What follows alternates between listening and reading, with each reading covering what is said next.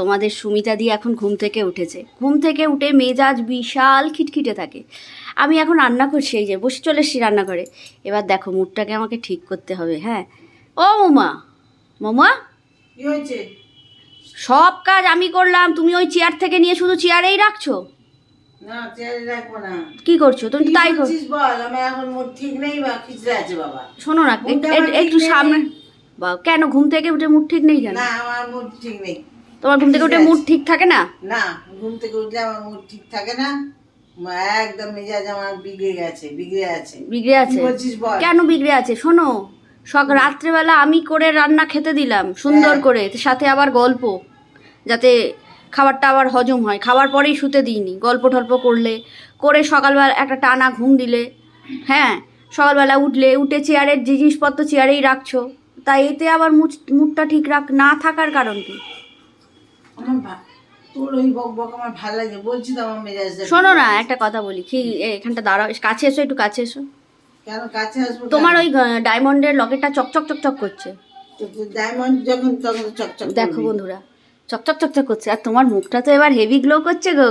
হ্যাঁ ডায়মন্ডের মতো হচ্ছে। হ্যাঁ, এখন মিশুকের লেবুর সাথে সাথে শাশুড়ি মা একটা করে লেবু খায়, বলো সেটা, আপেল খায়, এখন ওই জন্য মুখটা কি চকচক করছে না?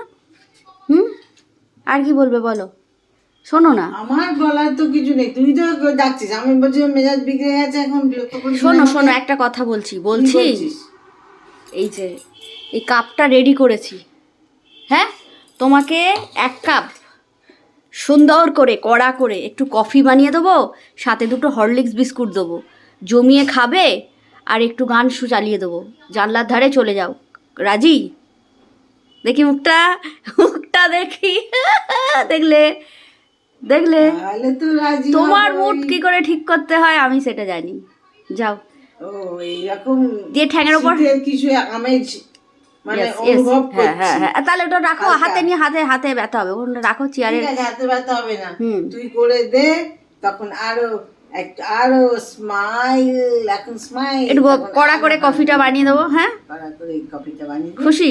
খুব খুশি। দুধও আছে, দুধ তো থাকেই, সেটা হোক, মানে একটুখানি আজকে রয়েছে, সেটা দিয়ে ভাবলাম তোমাকে একটু দিয়ে খুশি টুশি করি, তাহলে মুডটা ঠিক হয়ে যাবে। আর শোনো, জানলায় চলে যাও, মিশুকে নিয়ে বসো, আমি শুধু খাবার সাপ্লাই দেবো, তুমি শুধু খাবে বসে বসে, তাই? আর ও, আসতে হবে না। তাহলে ঠিক আছে।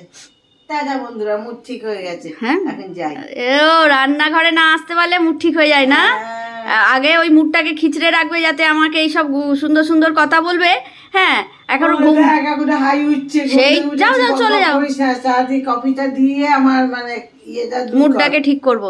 ঠিক কর, আমি চললাম। আর তোর বকুনি আমি শুনতে পাচ্ছি না, দাঁড়িয়ে দাঁড়িয়ে কোমর ব্যথা করছে। টাটা মামা। শোনো না, বলছি চা না দিয়ে, বলছি কফি না দিয়ে একটু লিকারই করে দিই না নাকি? কি বলিস? লিকার চা খাও না, রেডি আছে, ঝট করে মারবে, দেখো বসাবো, বাটি হয়ে যাবে। বাবা, এই বলি কফি মুড, দিবি? মুডটা তো ঠিক হয়ে গেছে, সেটা তো আর বিগড়াবে না। কফিটা দিবি, মুডটা তবেই ঠিক হবে, নাহলে হবে না। নাহলে হবে না। দেখ গলাটা। তাই মেনে নিলাম বন্ধুরা। এখন সকালবেলা শাশুড়িবার মুড ঠিক করলাম, শাশুড়িবার মুড যদি সারাদিনে ঠিক করতে পারো, সকালবেলা উঠে সারাদিন বেশ আর কোনো কথা বলবে না, তো সেটা হয়ে গেছে। চলে যাবো এখন, এখন হচ্ছে শুধু খাবার সাপ্লাই করবো। যাও, টাটা টাটা। টাটা।